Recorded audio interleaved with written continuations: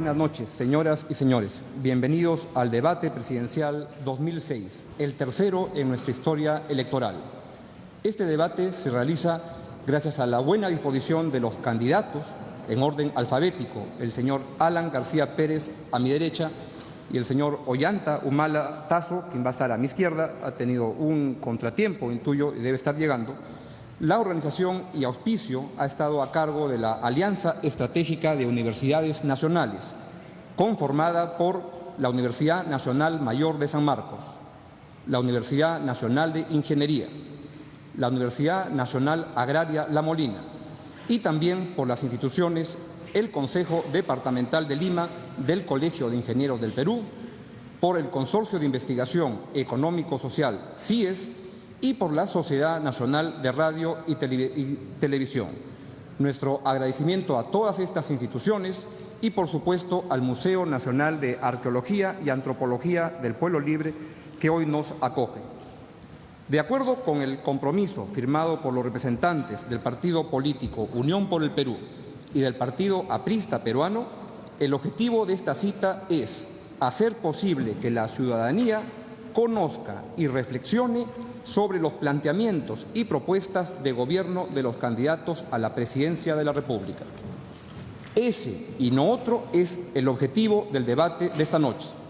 Por ello, lo que quiero agradecerle a los candidatos la confianza que han depositado en mí para poder moderar este debate y informarles al mismo tiempo que entiendo que la mejor manera de retribuir dicha confianza es con el estricto cumplimiento de los acuerdos a los que ambos partidos han llegado con el fin de que se realice con absoluta equidad y neutralidad. Y quiero ser muy claro en esto, con altura y con responsabilidad. Ambos partidos han acordado con los organizadores del evento las siguientes reglas. Primero, serán 5 los temas que abordarán los candidatos en el siguiente orden. Primero, democracia, gobernabilidad y derechos humanos. Segundo, política económica y lucha contra la pobreza. Tercero, política social y política anticorrupción. Cuarto, descentralización. Y quinto, seguridad ciudadana. Segundo, para cada tema va a haber una exposición inicial de 3 minutos, una réplica de 2 minutos y luego una dúplica de 1 minuto cada uno. Tercero, el primer turno del primer tema lo tendrá el señor Alan García Pérez y luego este orden se va a ir alternando en los temas siguientes. Cuarto, habrá una exposición de cierre que durará hasta 1 minuto y que, de acuerdo con el sorteo realizado hace unos momentos, va a ser iniciada por el señor Ollanta Humala y culminada por el señor Alan García. Quinto, cada candidato ha tenido derecho a invitar hasta 10 personas, con las cuales me he reunido hace un momento y les he informado que no está permitido dar ninguna manifestación de aprobación o de rechazo a lo expresado por los candidatos presidenciales. Sexto, a mi cargo va a estar la moderación de este debate, incluyendo la estricta administración del tiempo asignado a cada candidato, por lo cual, vencido este, se cortará el uso de la palabra. Los candidatos cuentan, además, con un sistema de semáforo que les va a permitir un trabajo mucho más fácil de las exposiciones. Finalmente, después de cada bloque temático, habrá una breve pausa comercial para retornar y continuar con el siguiente tema. Entiendo que en las últimas horas ha surgido una discrepancia sobre este asunto, lo cual yo lamento que no haya podido ser resuelta. Espero, sinceramente, que esto no vaya a empañar el debate. Señores candidatos, los millones de peruanos que están observando en este momento el debate, con atención y expectativa, demandan de ustedes una confrontación de ideas, respetuosa y responsable, por lo cual los exhorto a entregar su mejor esfuerzo en esa dirección. Serán finalmente los ciudadanos quienes van a evaluar sus presentaciones. Dicho eso, pasemos ahora sí formalmente al debate presidencial. El primer tema de la noche es democracia, gobernabilidad y derechos humanos. Tiene el uso de la palabra el señor Alan García Pérez durante 3 minutos. Muy buenas noches a todo el país, señor moderador, organizadores. Este debate, al cual finalmente llegamos después de algunos contratiempos, debió comenzar a las 8 de la noche, pero por causas que no son nuestras, pues estuvimos aquí a esa hora, por respeto al país, comienza con 20 minutos de retraso. Creemos que debe construirse una nueva democracia en nuestra patria, una democracia social, una democracia vinculada a las mayorías, como hasta ahora lamentablemente no la hemos tenido. Pero una democracia que respete fundamentalmente las libertades de expresión, de reunión, que respete fundamentalmente el equilibrio de los poderes para garantizar la convivencia civilizada de nuestra patria y que impida el autoritarismo, que impida la verticalidad y el abuso. Creemos fundamental en eso el respeto a los medios de expresión, que son miles de radios, de periódicos, de canales de televisión en nuestra patria, y el respeto y la tolerancia para la crítica, que es fundamental en la democracia. Esos son los objetivos que constituyen nuestra democracia social, que es social porque se nutre de los valores fundamentales de dar a los ciudadanos derechos al agua, derecho al empleo, derecho a la educación, a la salud, derecho a la administración de justicia, derecho a poder vivir con tranquilidad y con seguridad. Para ello, debemos asegurar en los próximos años la gobernabilidad de nuestro país, que es garantizar un proyecto duradero, con autoridad y con firmeza. Pero solo habrá gobernabilidad si hay cambio. Y el cambio solo vendrá con crecimiento económico del país, gracias a la inversión nacional, a la acción del Estado y a la inversión extranjera para crecer 7% y convertir nuestra patria en un país piloto que supere a sus vecinos.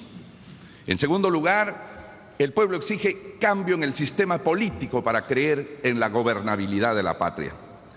Y ese cambio no necesita una constituyente, sino la labor concertada de los próximos poderes para lograr que los sueldos se reduzcan, que se renueve el Congreso, que terminen los gastos exagerados, cambio en el sistema económico hacia el empleo de la agricultura y la pequeña y microempresa, y hambre cero, que es lo que pide nuestra población, analfabetismo cero, que es lo que debe tener como objetivo el trabajo del próximo gobierno. Esto es lo que nosotros planteamos para garantizar la democracia con libertad y garantizar la gobernabilidad. Gracias. Va a tener ahora la palabra durante 3 minutos el señor Ollanta Humala Tasso. Antes de ello, quisiera, por favor, señor Humala, la bandera peruana la apreciamos todos, pero no está permitido en aras de una imagen equitativa entre ambos candidatos, por lo cual, con todo respeto, le pido que, por favor, proceda a retirar la... Bueno, si está fuera del acuerdo, la retiro, pero si no está contemplada en el acuerdo, no la tengo por qué No, lo que tenemos es un acuerdo por el cual ambos podios tienen que estar limpios con la misma imagen. Pero la bandera nacional no es algo que nos avergüence. Yo lo sé, y le pido, por favor, en aras de... En todo caso, usted retírala. Yo no la voy a retirar. ¿Ahora sí puedo empezar mis 3 minutos? ¿Cómo no? Un momentito que voy a marcar. Muy bien. Tiene la palabra el señor Ollanta Humala por 3 minutos. Cómo no, muchas gracias. En principio la demora no se ha debido a mí, sino que hemos tenido unos simpatizantes apristas que nos han dado la bienvenida en el camino. Es la primera vez que participo en un proceso de esta naturaleza, en un debate, y la verdad que solo voy a hablar con la verdad. En principio, yo creo que este Estado, esta democracia, no representa ni al pueblo peruano ni los intereses nacionales. Creo que representa una minoría de peruanos que están concentrados que han concentrado el poder económico y que están amarrados con poderes transnacionales, con poderes económicos transnacionales, y que han atrapado al Estado, lo han privatizado y lo han extranjerizado. Nosotros los nacionalistas queremos nacionalizar al Estado. Es por eso que el Estado no resuelve los problemas nacionales, resuelve problemas de grupos económicos, como por ejemplo el salvataje al Banco Vice, el salvataje al Banco Latino, el pago de 20 millones de soles a Varus Sipcher. Esos son los problemas que resuelve el Estado Nacional. Por eso, cuando me hablan de gobernabilidad, yo digo, ¿qué gobernabilidad existe acá? La gobernabilidad es la estabilidad política social, es la paz social que requiere el gobierno. Sí, desde su punto de vista esa es la gobernabilidad. Ahora hablemos de la paz social que requiere el pueblo peruano. Un pueblo peruano que está fregado por la crisis económica. 7 millones de peruanos que no tienen luz, no tienen agua y desagüe. ¿Dónde está su gobernabilidad? ¿Dónde está su paz social? La corrupción campea en el Perú. ¿Dónde está su paz social? Por eso yo digo, acá no hay gobernabilidad. Claro, la gobernabilidad la pueden asumir a través de compra de más cachiporras, más gas lacrimógeno y fortalecimiento de la policía para reprimir a los algodoneros, a los cocaleros. Esa es la paz social que quieren ellos. Pero mientras la corrupción y la miseria sean ingobernables, no hay gobernabilidad en el país. Por eso nosotros hablamos de dejar el pasado, hablamos del futuro, construir el futuro. Y construir el futuro significa una nueva constitución, una nueva repartición del poder, una repartición del poder que incluya a todo el pueblo. Es fácil hablar de cifras macroeconómicas, hablar de gente que vive con 3 soles 50, pero yo los invitaría a que ustedes vivan con 3 soles 50, que tengan que hacer sus necesidades al otro lado del cerro, para que sepan lo que es la gobernabilidad y la ingobernabilidad. Nosotros hablamos de una nueva repartición del poder, una repartición del poder que le permita al Estado participar en la actividad empresarial, cosa que está prohibido ahora. Hablamos de una repartición del poder que le dé un tratamiento especial a nuestro capital nacional frente al capital extranjero, venga de donde venga. Hablamos de la revisión de contratos con las empresas transnacionales. Hablamos del rescate de nuestros recursos naturales. ¿Por qué? Porque en esta constitución neoliberal... Su tiempo ha terminado. Perfecto. En este turno. Muchas gracias. Señor García, tiene ahora el turno una réplica por 2 minutos. Yo sé que los sándwiches en el bar Queirolo son sabrosos, pero no hay que hacer esperar al pueblo peruano 15 minutos por un sándwich en el bar Queirolo, como la prensa lo atestigua. Parte de la gobernabilidad es devolverle a los trabajadores su capacidad de consumo y sus derechos laborales. Hay millones de peruanos hoy que trabajan más de 8 horas y no les pagan las horas extras. Nosotros vamos a hacer cumplir firmemente que se paguen las horas extras. Nosotros vamos a terminar con el despido arbitrario que se usa para silenciar a los trabajadores y eliminar el brutal abuso que cometen los servicios, inclusive en las actividades mineras. Creemos en la libre desafiliación de las AFPs, como lo pide todo el Perú, y vamos a poner en marcha esa disposición inmediatamente después de llegados al gobierno. El pasado de nuestra patria, en los últimos 50 años, ha estado 30 años en manos de los militares. El pasado de nuestra patria ha tenido gobiernos militaristas 30 años en los últimos 50 años. Me pregunto quién representa al pasado y qué ha traído como beneficio para nuestra patria, que ser ocupado su poder por personas que no fueron elegidas o usaron de la fuerza y de los golpes de Estado para instalarse allí. Rescato como principio de la gobernabilidad la soberanía nacional, que no será vulnerada por ningún país cercano, rico o petrolero, y que mantendrá su autonomía porque así lo quiere el pueblo. Nosotros necesitamos proyectos concretos y claros para ver cómo construimos más empleo, para ver cómo satisfacemos los servicios de la población, y estoy seguro que en el curso de este debate podremos mostrarle al pueblo del Perú cuáles son nuestros planteamientos. Muchas gracias. Muchas gracias, señor García. Es el turno ahora del señor Ollanta Humala. Hablábamos de una nueva constitución, una nueva repartición del poder y del rescate de los recursos naturales. Esta constitución neoliberal que apoya el señor García es una constitución que habla de que los recursos naturales del país, mientras estén en el subsuelo, pertenecen al pueblo peruano. Pero una vez que salen a la superficie, ya no pertenecen al pueblo peruano, sino al que los extrae. Es como decirle a una señora que su hijo pertenece a ella mientras esté en su vientre, pero una vez que sale de su vientre, pertenece pues al que lo extrajo o a la familia que tiene plata para comprarlo. Eso no aceptamos nosotros. Por eso somos nacionalistas, porque tenemos que rescatar nuestros recursos naturales. Hablamos también de romper la planilla dorada del Estado, esos sueldos de $18.000 que gana un presidente, 16 sueldos al año. Ni qué decir de los congresistas, que ganan también 16 sueldos al año, y ahí están los congresistas presentes que no me van a dejar mentir. Eso tenemos que romperlo, porque sencillamente el sueldo de un maestro, de un policía, no llega ni a 1.000 soles. Hablamos también de la reforma integral del Poder Judicial. Un Poder Judicial que debe ser ágil, rápido y que resuelva los problemas de la población y que democratice la justicia. Derechos humanos. Creo que el principal derecho humano es el derecho a la vida. Y por eso yo me pregunto, cuando una señora en Andahuaylas pierde a su hijo por falta de medicinas, ¿acaso no se está violando los derechos humanos de esta señora? Yo creo que sí, sí se están violando sus derechos humanos. Y por eso nosotros creemos que el Estado tiene que tener sensibilidad social. Y aparte de eso, nosotros recogemos las recomendaciones de la Comisión de la Verdad y Reconciliación, que hablan de una reparación material individual y a las comunidades. Por eso nosotros hablamos de reparar a 1.750 comunidades que fueron afectadas por el flagelo de la lucha contrasubversiva, de la violencia de Sendero Luminoso. Hablamos de proponer y generar el otorgamiento de 150 millones de soles durante 10 años. Muchas gracias. Gracias. Ahora entramos al momento de las dúplicas por 1 minuto. Tiene la palabra el señor Alan García por 1 minuto. Es importante plantear que el capital extranjero deje más riquezas en el Perú, dando más trabajo a los peruanos.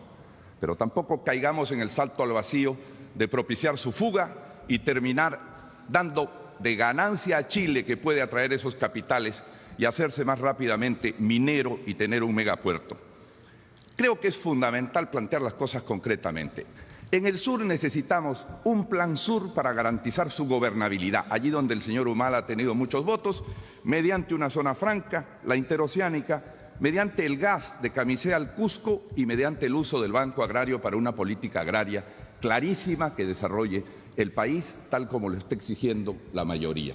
Creo que son los proyectos concretos los que el pueblo necesita y creo que todos tenemos el patrimonio de las buenas intenciones y de los buenos deseos, pero lo que se necesita es concretamente hacer las cosas por el empleo y la justicia social. Muchas gracias, señor García. Señor Humala, tiene la palabra por Gracias. 1 Hemos minuto. dicho que vamos a recoger las recomendaciones de la Comisión de la Verdad. Los derechos humanos no solo se violaron con Sendero Luminoso, se violaron permanentemente. Cuando una madre pierde un hijo por falta de salud, está violándose los derechos humanos. Y en eso quiero leer lo que dice el Banco Mundial, Nuevo Contrato Social para el Perú, Daniel Cotre, el 2006. La imposición de tarifas y honorarios sobre la salud restringió el acceso de los pobres a la mayoría de los servicios. Paxson y Shady, 2 investigadores del año 2005, encontraron un incremento de alrededor del 2.5% porcentual de la tasa de mortalidad infantil de los niños nacidos durante la crisis de finales de la década de 1980, época del señor García, lo que implica que murieron alrededor de 17.000 niños, más de los que hubieran muerto si la crisis no hubiese existido. Aquí está el documento, no es invención mía.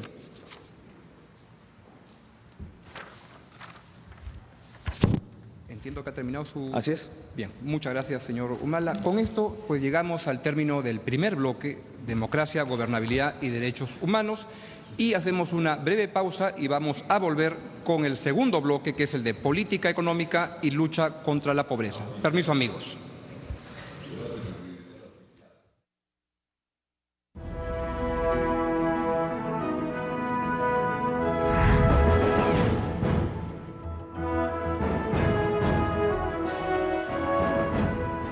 Muy bien, volvemos con el segundo bloque de la noche, cuyo título es Política Económica y Lucha contra la Pobreza. En ese turno, quien va a comenzar es el señor Ollanta Humala Tasso, quien comienza con 3 minutos. Gracias. Bueno, este modelo económico, a mi juicio, impide que cualquier crecimiento traiga desarrollo a través de la redistribución equitativa de la riqueza. Lo que ha traído es generación de una exclusión económica en el pueblo peruano. Este modelo económico ha construido una economía primaria exportadora, basada en la explotación y la venta de nuestros recursos naturales. Es una economía donde las actividades productivas no están integradas ni articuladas y por eso son débiles las relaciones intersectoriales. Promedios como PBI, crecimiento económico, finalmente lo que hacen no es reflejar la realidad económica. Lo que hacen es ocultar las grandes diferencias que hay entre una minoría y las grandes mayorías de peruanos. Si ustedes quieren reflejar esa realidad, pueden fijarse en un barrio residencial y un asentamiento humano, en las playas de Asia y en las playas de Ventanilla, por ejemplo, y se darán cuenta de cuál es la realidad económica. Por eso es necesario dejar el pasado, es necesario construir el futuro y que este futuro responda a un modelo económico alternativo al económico neoliberal. Y esto significa que debe estar este proyecto económico amarrado a un proyecto de desarrollo nacional, donde todos los actores económicos se encuentren integrados. Este nuevo modelo económico buscará desconcentrar y descentralizar las actividades productivas, crear, fortalecer y expandir los mercados internos, pero eso sí, a igualdad de condiciones. Lo que pretendemos es que este modelo logre, manteniendo la estabilidad macroeconómica, un verdadero desarrollo económico sostenible y no solamente un crecimiento para pocos. Como parte de este nuevo modelo económico, nosotros proponemos reducir el precio de venta de los combustibles en un 30% y el precio de venta del gas doméstico en un 25% de su precio de venta. Y eso porque sencillamente nos parece inadmisible que un país con producción petrolera sencillamente tenga los precios de los combustibles más caros de Latinoamérica y un país con grandes reservas de gas tenga precios de gas doméstico por encima de los precios de países importadores de gas. Eso sencillamente es inadmisible. Y por eso nosotros hablamos también del cambio de la matriz industrial de petróleo a gas. La revisión de los contratos que han suscrito empresas que no están pagando ahora regalías, eso lo vamos a revisar. Y de empresas que han suscrito contratos que son lesivos a los intereses nacionales. Solo de esa manera se puede comprender cómo un barril de petróleo que vale $8, su costo de extracción, se lo pueden vender al precio internacional a las refinerías de Petroperú. Y por último, vamos a revisar este Tratado de Libre Comercio. Ha terminado. Muchas gracias. Señor García, tiene ahora el tiempo por 3 minutos. Gracias. Proponemos como objetivo y como tema nacional el crecimiento económico y social de nuestro Perú para ser el primer país del Pacífico sudamericano que supere largamente a Chile, que hasta este momento ha tomado la delantera comercial y económica.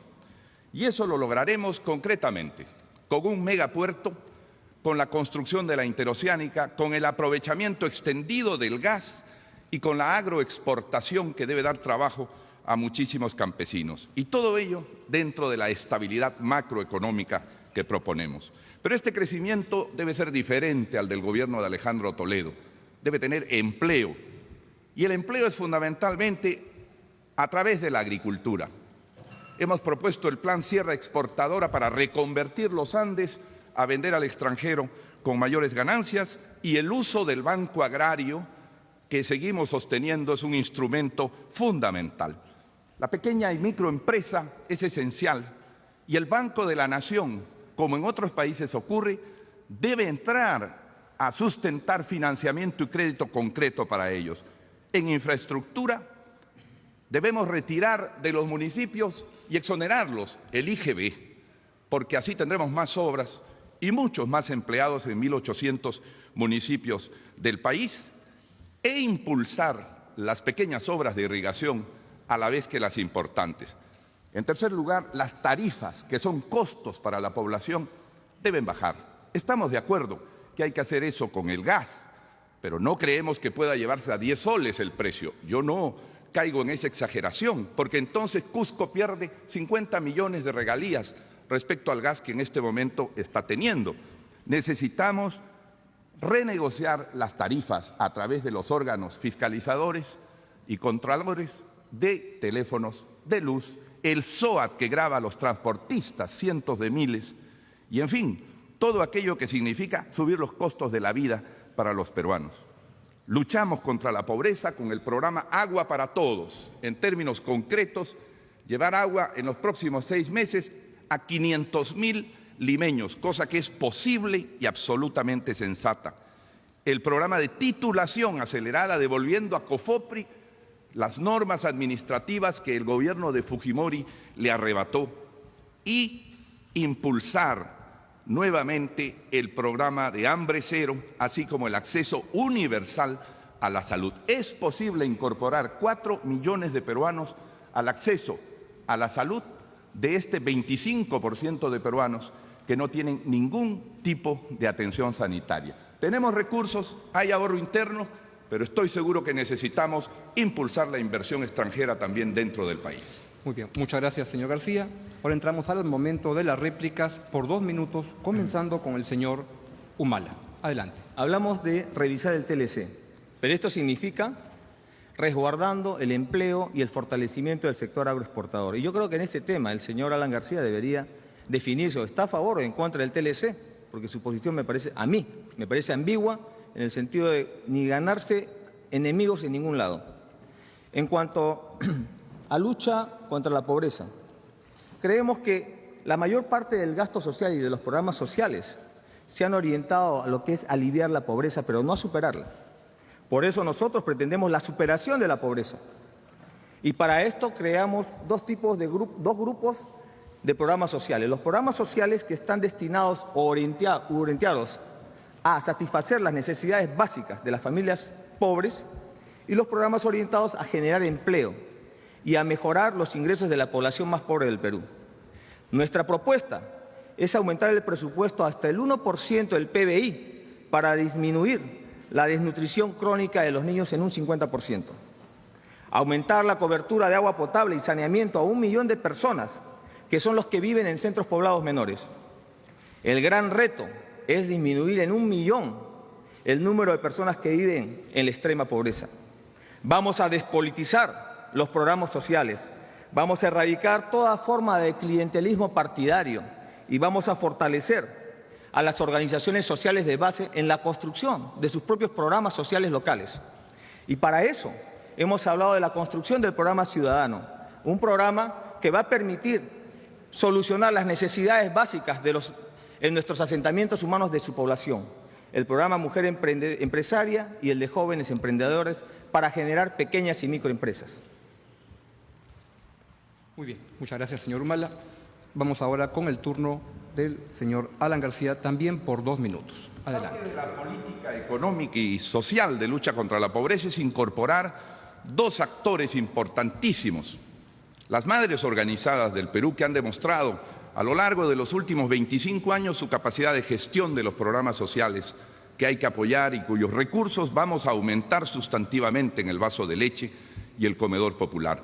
Pero las madres necesitan apoyo para encontrar trabajo, apoyo para dejar a sus hijos mientras trabajan, ser liberadas de la violencia familiar y sexual y tener posibilidad de incorporarse en mayor número a los cargos del Estado. Yo he propuesto, y mi oponente lo ha recogido y lo felicito, un gabinete paritario, mitad mujeres, mitad hombre, para dar ejemplo a toda la administración de cómo debe la mujer tener mayor protagonismo. Y el segundo tema es el de los jóvenes. A los jóvenes hay que convocarlos a través del Banco de la Nación en el programa Credijoven para los jóvenes emprendedores, pero también fortaleciendo el Instituto Nacional de Becas y Créditos Educativos para multiplicar por 5 las becas que actualmente damos. Es importante que se apruebe la ley del concejal joven para que de los 12.000 regidores que tiene nuestro país, en noviembre elijamos por lo menos 3.000 regidores de menos de 29 años para vincularlos así a la gestión política y pública de alto nivel. Y finalmente, convocar a los 10 mejores estudiantes de cada una de las 80 universidades del país a la administración pública, justamente para que la administración pública no tenga como requisito el carné del partido, de cualquiera de los partidos, no tenga como requisito la compadrería, sino que llame a los mejores, a los más esforzados y a los más eficientes. Creo que todo ello configura un cambio sustantivo de lucha contra la pobreza. Muy bien, muchas gracias, señor García. Ahora vamos con el momento de las dúplicas por 1 minuto, empezando por el señor Humala. Bueno, creo que el señor García no ha respondido todavía si está a favor o no en contra del TLC. Eso es algo que está puntualmente ahí. Y el otro tema que le preguntaría es si él está a favor o no del capítulo sobre recursos naturales de la Constitución que él firmó y que firmó Víctor Raúl Haya de la Torre, que los recursos naturales son del país, son del Estado Nacional y no son de los que extraen los recursos naturales. Eso es fundamental, porque allí está la madre del cordero, el capítulo económico de la Constitución del 93. Nosotros hablamos de un cambio constitucional y hablamos de retorno a la Constitución del 79 y una asamblea constituyente. Y eso implica rescate de nuestros recursos naturales, implica que los recursos naturales, oro, gas, petróleo, etcétera, son del Perú, no solamente, como dice la del 93, que cuando están en el subsuelo y cuando salen son del que lo extrae, sino debe ser como la del 79. La condición jurídica no cambia si están en el subsuelo o en la superficie. Eso se llama rescatar los recursos naturales. Señor Humala, muchas gracias. Y vamos con la última dúplica en este bloque con el señor García. Si quisiera no dejar pasar por alto algo. Es bonito, todos quisiéramos bajar el precio de la gasolina, señores transportistas. Pero si bajamos el precio de la gasolina 30%, el Estado deja de recibir 5.000 millones, que es exactamente lo que pagamos a cientos de miles de jubilados. Si queremos dejar a los jubilados sin sus pensiones, hagamos este tipo de procedimientos. Se puede bajar, pero no a niveles de exageración o de demagogia. Creemos fundamentalmente en la necesidad de que el Perú se abra al mundo, pero se abra con todas las seguridades. Y hemos planteado un fondo de compensación respaldado por bonos internacionales para que los campesinos, si tuvieran que competir internacionalmente, tengan la posibilidad de ser respaldados por compensaciones no de 120 millones, como ha dicho Toledo, sino por lo menos de 400 millones anuales, con lo cual se podrían compensar cualquier tipo de subsidios europeos o norteamericanos. Muy bien, muchas gracias, señor García. Esto ha sido el bloque Política Económica y Lucha contra la Pobreza. Vamos a hacer una breve pausa y volvemos con el tema 3, Política Social y Anticorrupción. Volvemos, amigos.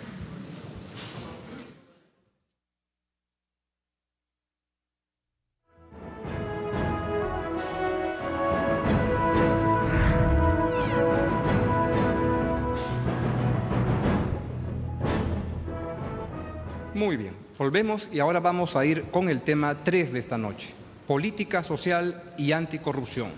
Vamos a empezar esta vez con el señor García, siempre por el espacio de 3 minutos. Adelante. La principal política social del gobierno será el empleo, que es lo que toda la población busca a través de la inversión nacional y extranjera, a través de la acción del Estado y de la promoción de la agricultura y de las pequeñas y microempresas. Pero la segunda política esencial es la educación. Y para ello cumpliremos el acuerdo nacional para aumentar en 1/4 de punto cada año la asignación del Producto Bruto a la educación. La educación no debe confundirse con la instrucción que da datos e informaciones. Debe impulsar valores como honor, deber, dignidad. Y consideramos que debe además tener más tiempo de escolaridad. Yo estudié en un colegio público 7 horas y media por día y 3 horas los sábados. Hoy a nuestros hijos les dan 4 horas y media en la mañana o en la tarde. Tenemos que volver a la jornada completa, aumentando por lo menos 1 hora desde el primer momento en mañana y tarde. Completar la promesa presidencial del mejoramiento del salario a los maestros y llegar a la meta del analfabetismo cero, porque es una vergüenza que nuestra patria conviva con esa situación. En cuanto a la salud, nuestra patria tiene redes hospitalarias del Ministerio y del organismo eSalud que podrían interconectarse para usar su capacidad ociosa. Esperan los pobladores meses por una operación y las salas y quirófanos no se usan en las tardes, los sábados y los domingos. Necesitamos reducir el precio de las medicinas, como lo vengo planteando y lo he comprobado con las boticas populares que el partido aprista abrió, y plantear el acceso generalizado a la salud a través del Sistema Integral de Salud, que ha tenido un buen comienzo, y a través de la seguridad para los jóvenes que entre 18 y 29 años tienen un nivel de siniestralidad menor. Vivienda es el tercer tema. Hay que continuar lo que ha sido bueno, Mi Vivienda y Techo Propio, y lanzaremos el proyecto Fernando Belaúnde Terry para construir una ciudad modelo que tenga 20.000 viviendas para los pobladores de Lima y simultáneamente en otras ciudades. Y al lado de ello, la titulación, el vaso de leche, la fuerza de la mujer. En cuanto a la política anticorrupción, haremos un gobierno amplio y eso garantiza que no habrá sectarismo. El contralor deberá ser propuesto por la oposición. Atacaremos el narcotráfico a través de los precursores químicos e impulsaremos austeridad. Ha habido en este gobierno por lo menos 18.000 viajes de funcionarios al exterior, 18.000 viajes al exterior que han pagado todos los peruanos. Impulsando las compras electrónicas, reduciremos eso para ponerlo al servicio del pueblo. Muchas gracias. Tiene la palabra ahora el señor Humala por 3 minutos. Gracias. Bueno, nuestro amigo Alan García no ha contestado el tema de la Constitución y el TLC, ¿no? Bueno, en su tiempo, por favor. Claro que sí. Pero él habla de la preocupación de los pensionistas. Bueno, yo creo que una parte de la pensión podría estar acá. Usted tiene una acusación de anticorrupción en la corrupción en la Procuraduría Anticorrupción de Arequipa, porque usted cobró sus pensiones no teniendo todavía una sentencia de inocente en sus juicios que han prescrito. En fin, pero bueno, el tema yo creo que es en política social, es que los nacionalistas planteamos que las políticas sociales deben orientar la política económica y no al revés como hacen los neoliberales. Por lo tanto, pensamos que las diferentes políticas en área social deben tener una atención especial en la distribución del presupuesto nacional. Las políticas de empleo en un gobierno nacionalista fomentarán la oportunidad del trabajo y resguardarán los derechos laborales fundamentales, como es el derecho a las 8 horas de trabajo y el pago de horas extras. Recibir el ingreso suficiente y digno en una remuneración. Y esto implica que no haya discriminaciones a igualdad de trabajo, igual valor del trabajo. Acceso a la protección social y seguridad en el trabajo y no a la explotación de la servicios.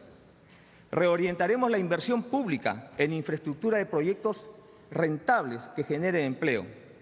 Promoveremos proyectos que permitan transitar de la generación de empleos temporales a la generación de empleos permanentes.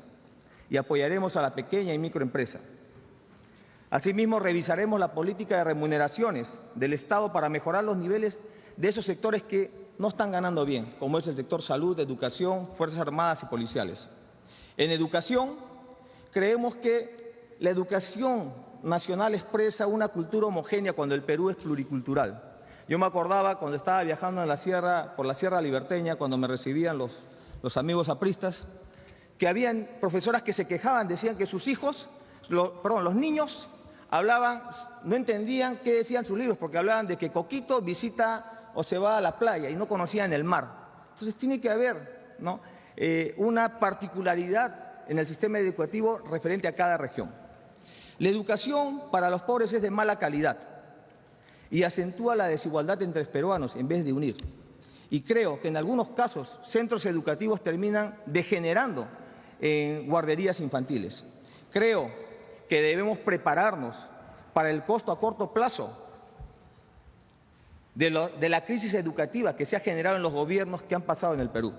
Asimismo, recuperaremos la jornada educativa, no de 1 hora, sino completa, con su desayuno y su almuerzo y su seguro educativo, su seguro para los colegiales. Muchas gracias, señor Humala. ¿Cómo no? Vamos ahora al turno de las réplicas, empezando por el señor García. Las políticas sociales necesitan financiamiento concreto. Si le quitamos a 18.000 elegidos por el pueblo la mitad de su salario, desde el presidente hasta los regidores de la provincia más alejada o del distrito más alejado, vamos a recuperar 400 millones que indebidamente se pagan.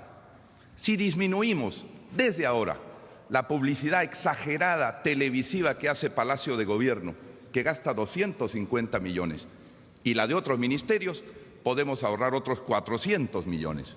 Si terminamos con este vicio de tener asesores pagados, que mi gobierno no tendrá de la misma manera, y que gastan 680 millones de soles por año en asesorías, nosotros podríamos ahorrarnos por lo menos 500.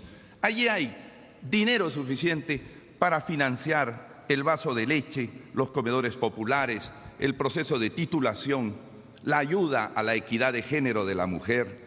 Eso es parte de la austeridad, que a su vez es parte de la anticorrupción que se propone. Yo quisiera decir, ya que se tocan temas personales, mejor no hablemos de sueldos, porque ganar en 2 años $300.000 como agregado en París y en Seúl resulta verdaderamente escandaloso para los peruanos.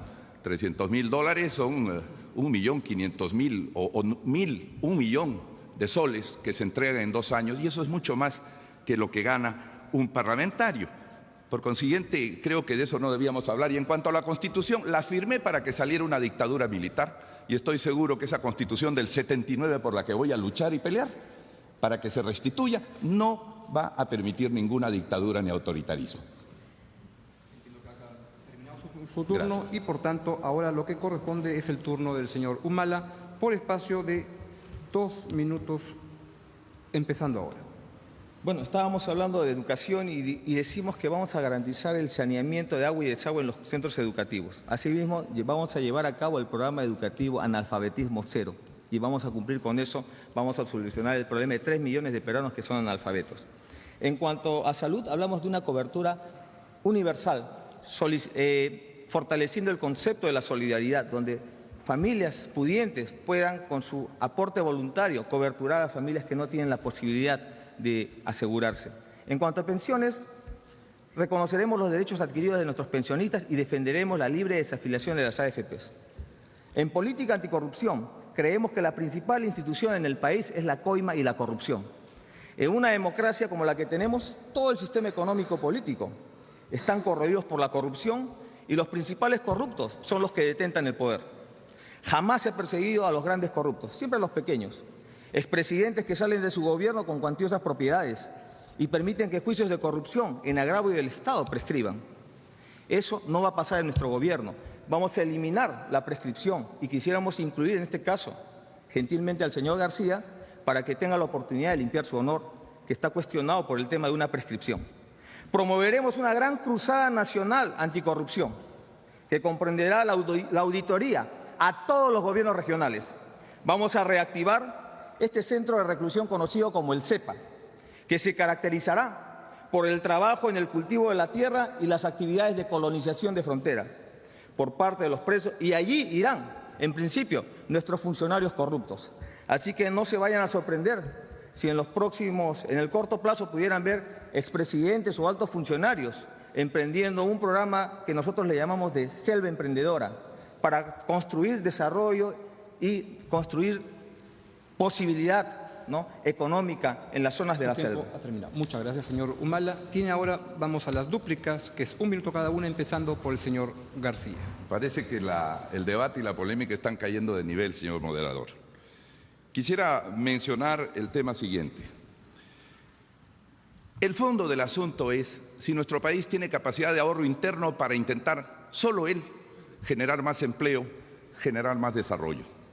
Yo creo que el señor Chávez es el único que en Sudamérica puede hacerlo porque tiene 70.000 millones de dólares y quiere orientarnos por eso, pero nosotros no los tenemos. Y si China, México o Chile crecen con más velocidad, es porque saben atraer los capitales y negociar mucho mejor con ellos que lo que ha hecho el doctor Toledo, que ahí está el problema. Cuando se quiere aplicar una política de estilo Evo Morales en el Perú, lo único que se va a generar es más desempleo, más confrontación entre peruanos. Definitivamente no habrá la interoceánica, porque nadie va a poner un sol en crédito para la interoceánica o para Angostura en Arequipa o para obras como la irrigación de Olmos. Necesitamos más realismo en los temas. Muchas gracias. Tiene ahora la última dúplica de este periodo, el señor Humala, por espacio de 1 minuto. Bueno, apoyaremos decididamente la gestión del procurador anticorrupción y propondremos al señor Héctor Vargas Aya que asuma la dirección del sistema anticorrupción, un hombre que ha combatido la corrupción en el seno del partido aprista. Y por si acaso, no vamos a dar libertad a Vladimiro Montesinos. Y la pregunta es, después de haber visto todo en estos días, ¿por quién votará Vladimiro Montesinos si es que votara? ¿Nada más? Con eso vamos a dar por culminado el tercer bloque, política social y anticorrupción. Vamos a hacer una breve pausa y volvemos con el bloque descentralización. Adelante.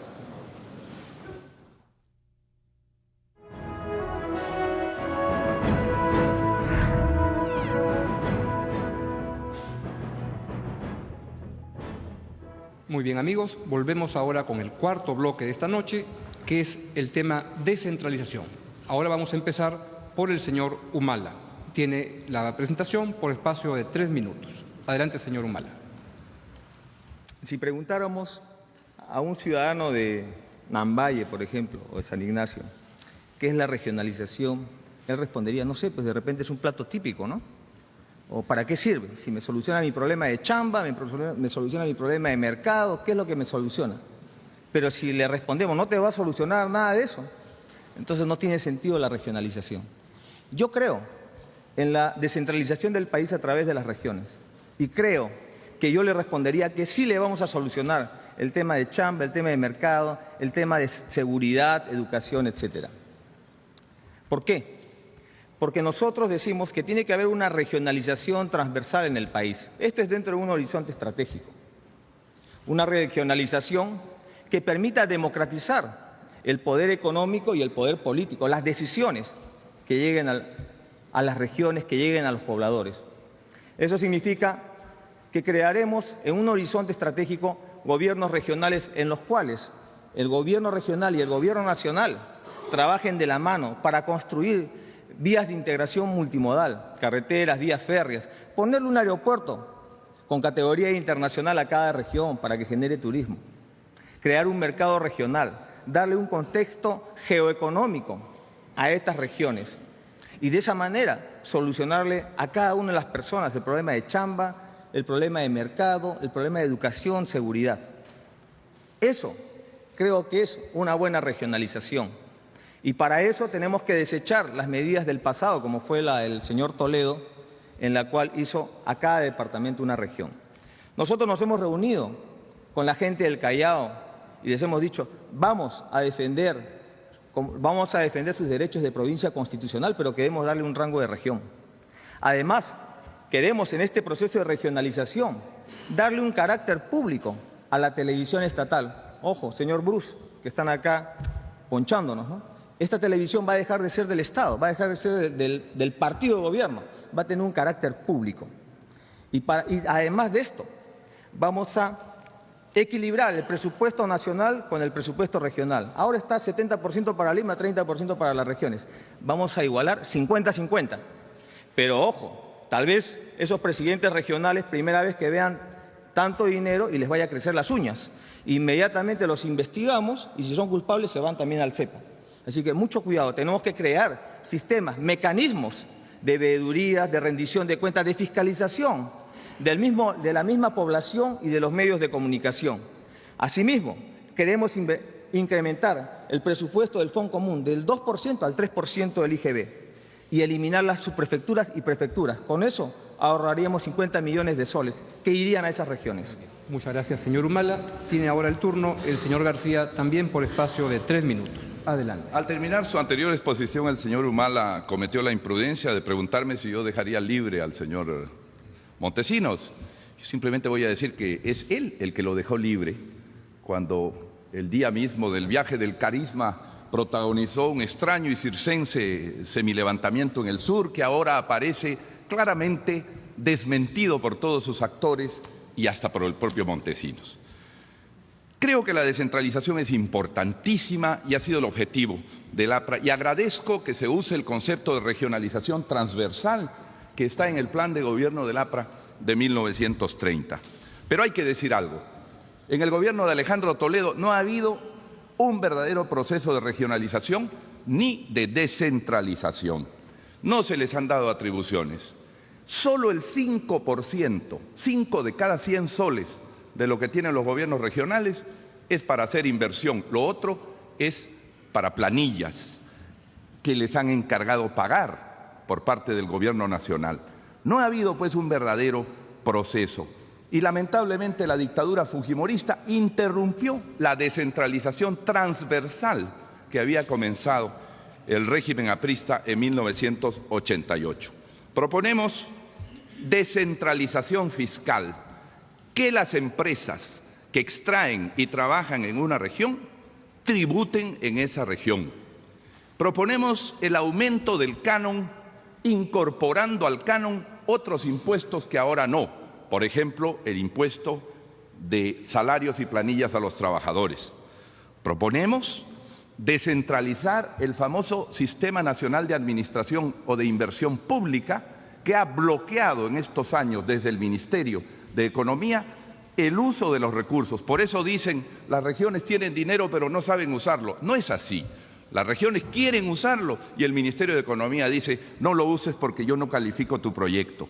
Haremos las 28 carreteras costa-sierra, además de la interoceánica y del proyecto IRSA en el norte, impulsando Sierra Exportadora con el Banco Agrario y el programa del Paco Vicuña para darle más valor a la fibra de nuestra alpaca y sobre todo replanteando el CEPLAN, el Centro Estratégico de Planificación. No puede haber regionalización sin planificación y uno de los terribles errores de Alberto Fujimori y de Alejandro Toledo ha sido gobernar sin un ente que planifique hacia dónde va el Estado, cómo se reconstruye, cómo se modela el desarrollo del país. Y para eso vamos a convocar al Colegio de Ingenieros del Perú, como se ha hecho en otros países, para que tenga a su cargo este Centro Estratégico de Planificación.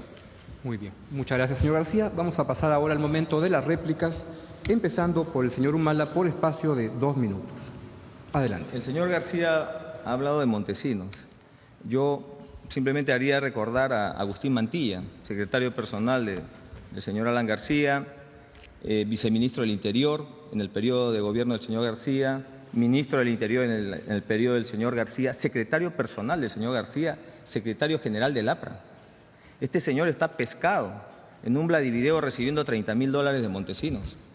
Tiene una cuenta millonaria de $6 millones, que sencillamente está pagando cárcel porque, bueno, no dice de quién será esa cuenta. Pero en todo caso, si hablamos de vínculos con Montesinos, yo creo que ahí hay un problema, hay una piedra en el zapato para el señor García. Y creo que en aras de la democracia debería, y en aras de la transparencia debería decir si le va a dar libertad o no, porque hemos visto una declaración el día de ayer bastante ofensiva, era un misil que quería destruir a Ollanta Humala, ¿no? Y la pregunta es, ¿por quién votaría Vladimiro Montesinos si pudiera votar, ¿no? ¿Por Ollanta Humala o por Alan García? Esa es la pregunta que hay que resolver.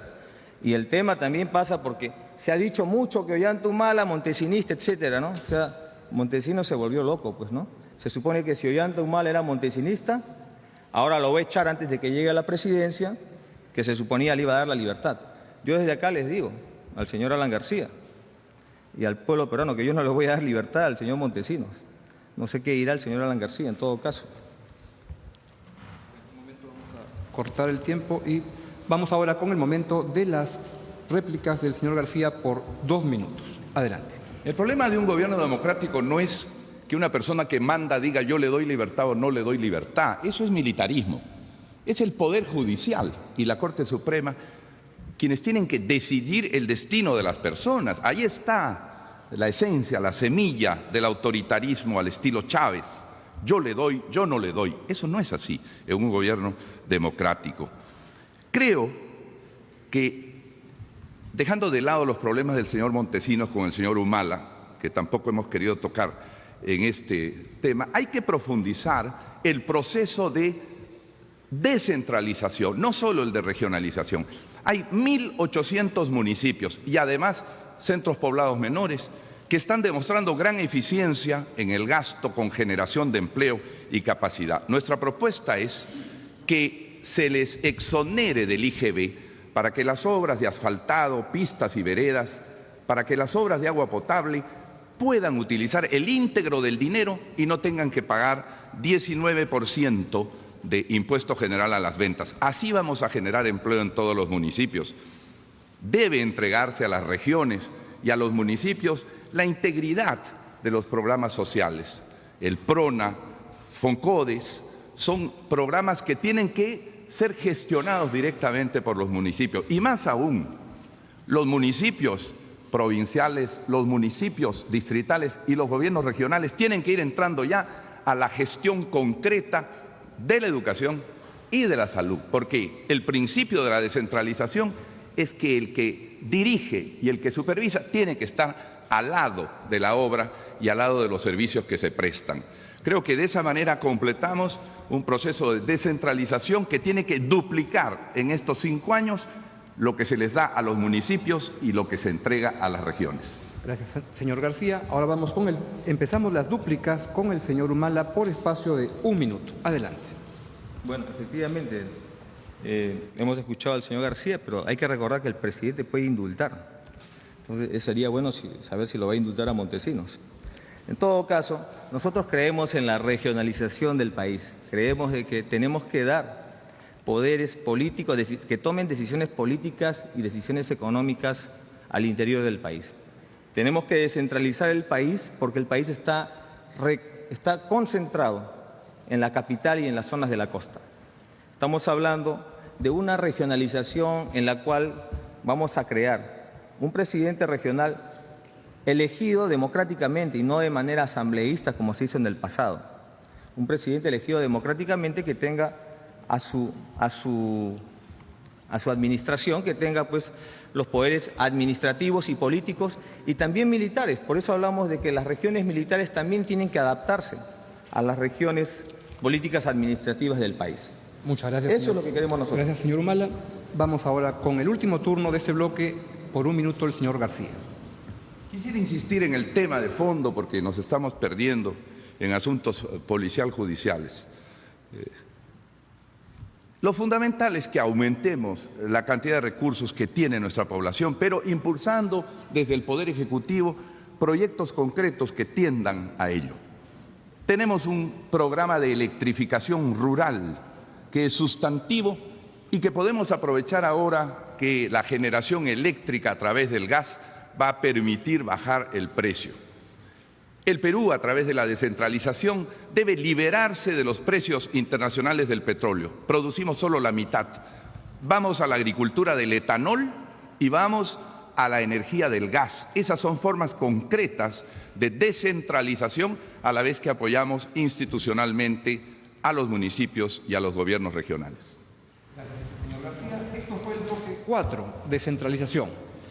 El bloque siguiente es seguridad ciudadana, que viene después de un breve corte.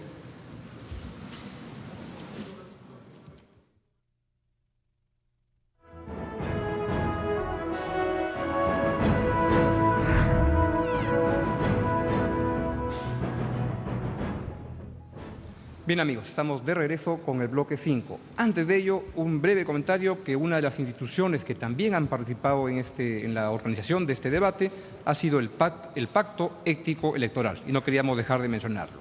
El bloque 5 es seguridad ciudadana, que vamos a comenzar la intervención de 3 minutos con el señor García. Adelante. Sí, yo quisiera, antes de nada, informar a mi amigo Ollanta Humala que el señor Bruce, al que se ha referido, hace un año dejó de ser presidente de Canal 7, y que los presidentes regionales ya son elegidos directamente por el pueblo, no por ninguna asamblea. Política de seguridad es lo que pobres, clases medias y ciudadanos favorecidos exigen del gobierno, porque la democracia no debe ser débil, debe ser severa, debe establecer orden y autoridad, y creo que eso es lo fundamental y lo que ha faltado durante el gobierno de Alejandro Toledo. La seguridad debe ser una política de Estado y en ese sentido nosotros queremos convocar a los municipios, a las regiones, a las instituciones como el Ministerio Público para hacer una sola política de seguridad ciudadana en nuestro país. Pero el gobierno aprista, que creó la Policía Nacional del Perú integrando 3 instituciones, no podría caer en el error que propone el plan de mi oponente, que es destruir la Policía Nacional del Perú, desmembrándola en 1.800 micropolicías al entregar sus funciones a los municipios de todo el país. Nosotros pensamos que el tema de la seguridad debe ser un tema central y coherente. Para ello proponemos utilizar las escuelas de policía que ya tienen en marcha 19.700 nuevos miembros de la policía y de esa manera tener policías en las calles, reequipar a la policía y por lo menos constituir 200 comisarías adicionales para llevar al Estado, que debe ser seguridad. Planteamos severidad en la condena y las penas a los delincuentes. No debe haber beneficios para los reincidentes. Yo particularmente, cuando veo el escándalo de los niños violados y asesinados por el deseo lúbrico y bajo de los violadores, pienso seriamente en proponer la pena de muerte como un castigo a esta gente y terminar con esa lacra. Vamos a fortalecer la dirección antiterrorista para que no resurja en nuestro país esa amenaza y la división antisecuestros, para lo cual contamos con personalidades importantes como Benedicto Jiménez, que va a contribuir en ese trabajo importante. No se ha dejado espacio en el debate para la seguridad nacional. Y yo creo que al lado de la seguridad ciudadana de las calles, pensemos en el fondo de defensa para nuestras Fuerzas Armadas, pensemos en su reequipamiento por la dolorosa situación que atraviesan en este momento los pertrechos y las máquinas que tiene nuestra Fuerza Armada. La seguridad ciudadana será uno de los objetivos centrales para devolver tranquilidad y orden a nuestra patria. Señor García, muchas gracias. Ahora viene la presentación del señor Humala, también por espacio de 3 minutos. Adelante. Muchas gracias. Bueno, la vez pasada veía en un programa de televisión como un periodista preguntaba a la gente, ¿no? Le decía, ¿qué es seguridad ciudadana? Y la gente no atinaba bien a responder, pero evidentemente al margen de si decía que es la inseguridad ciudadana, son los delitos que atentan contra la persona y contra sus propiedades. Tenían bien en claro que un robo de una billetera, un secuestro, un asalto es inseguridad ciudadana. Ya han pasado el tiempo de los coches bombas, de los secuestros, de los atentados terroristas, y eso no queremos volver a repetir. Dejemos atrás la violencia, los grupos paramilitares tipo Rodrigo Franco, que fueron de la época del señor Alan García. Creemos, sencillamente, que la seguridad ciudadana tiene 4 componentes: los municipios, la policía, la sociedad y el Poder Judicial. Los municipios, ahí viene un problema. La Ley de Seguridad Ciudadana es una copia de la Ley de Defensa Nacional. Y por lo tanto, no se ha establecido una responsabilidad real de quién es el que establece la política de seguridad ciudadana. Se habla de un comité provincial, distrital, regional, pero no se dice quién es el responsable de establecer la política de seguridad ciudadana. Y nosotros proponemos que sea la autoridad democráticamente elegida, el alcalde. Ese debe ser el responsable de establecer la política de seguridad ciudadana en su localidad, porque obviamente en las zonas de Ucayali los problemas de delincuencia son diferentes a los problemas que hay en Cajamarca o en Ayacucho. Por eso tiene que establecerse la responsabilidad claramente, quién es el que va a establecer la política de seguridad ciudadana, sobre la que va a actuar los cuerpos policiales, con un respaldo político, por supuesto. Y por eso el señor Alan García miente como siempre, diciendo pues que yo voy a descuartizar a la Policía Nacional. Nada que ver, por favor. Lo que queremos es que nuestra policía actúe bajo el manto del respaldo político de la autoridad local. Eso es lo que queremos hacer nosotros. Por eso, en cuanto a la Policía Nacional, nosotros nos afirmamos en la identidad institucional de carácter indestructible de nuestra policía, su dignidad, para que retome nuevamente la confianza del pueblo. Y aparte de eso hay que tener en cuenta de que existe en estos momentos un policía por cada 1000 habitantes y los estándares establecen que debe ser un policía por cada 300 habitantes. Asimismo, hay 1.840 distritos frente a 1.150 comisarías. Y no es que haya un distrito, una comisaría. En San Juan del Lurigancho tenemos 11 comisarías, por ejemplo. Muchas gracias, señor Humala.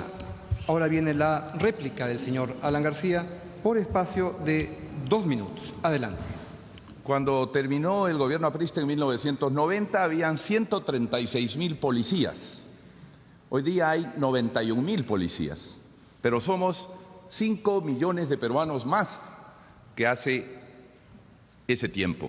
Nosotros necesitamos con urgencia implementar medidas por las cuales incorporar nuevos policías y sacar policías de labores administrativas a las calles a través de un servicio civil que pueda hacer esas labores administrativas y distribuir muchos más policías en las calles. Pensamos que los alcaldes deben participar, pero no ser los jefes de la policía, no ser los jefes del orden público. El programa de mi oponente dice transferencia de las funciones de orden público, y eso realmente es peligroso porque destruye la unidad que debe caracterizar a la nación en temas de defensa y en temas de seguridad ciudadana.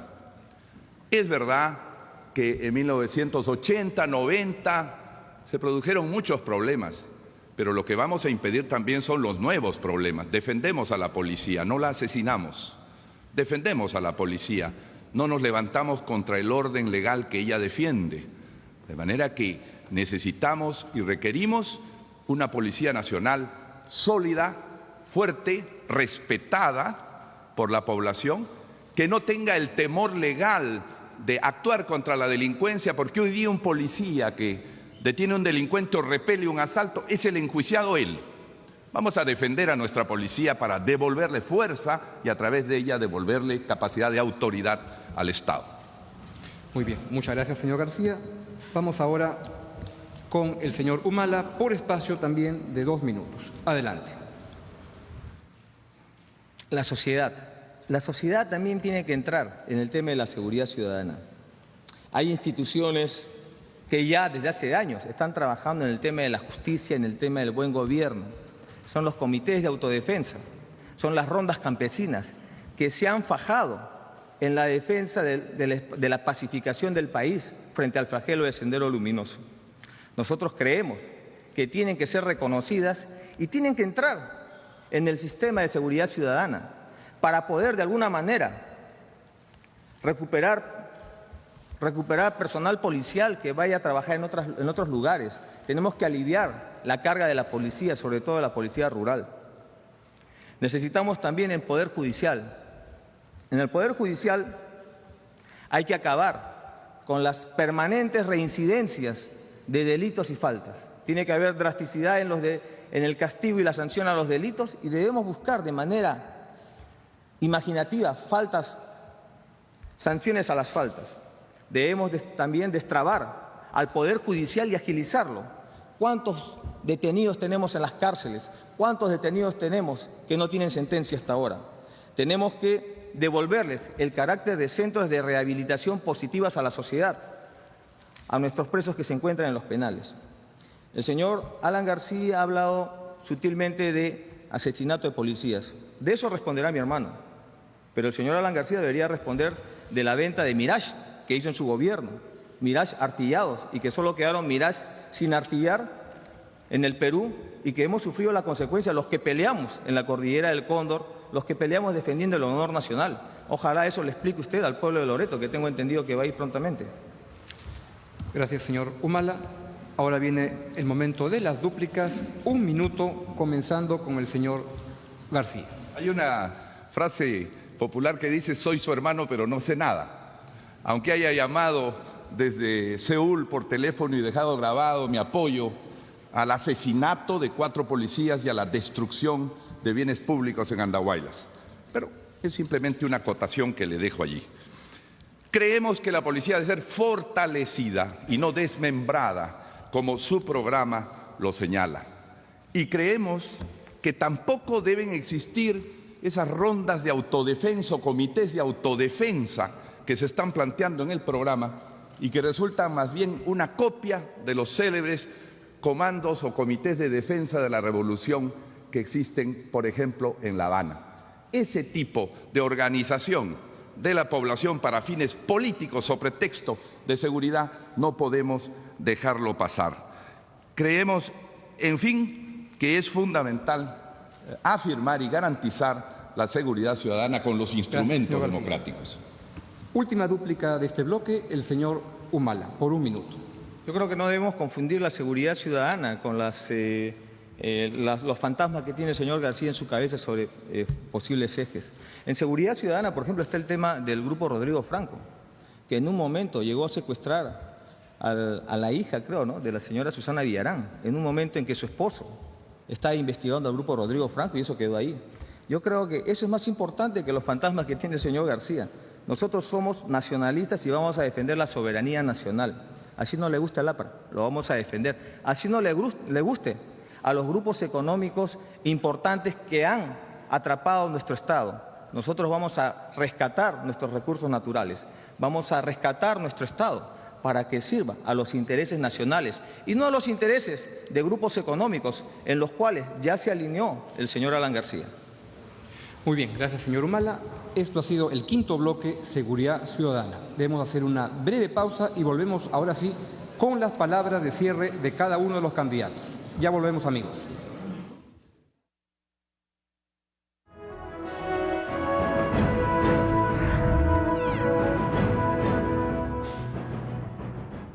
Bien, amigos, hemos ya cumplido los 5 bloques que se componían de este debate y ahora vamos a ir a las palabras de cierre de cada uno de los candidatos. Por sorteo va a comenzar esas palabras de cierre el señor Ollanta Humala Tasso, por espacio de 1 minuto.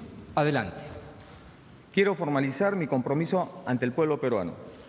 Yo, Ollanta Humala, si soy elegido el 4 de junio, daré un ejemplo público de austeridad, renunciando a mi sueldo de presidente y solo cobraré mi pensión de militar en retiro.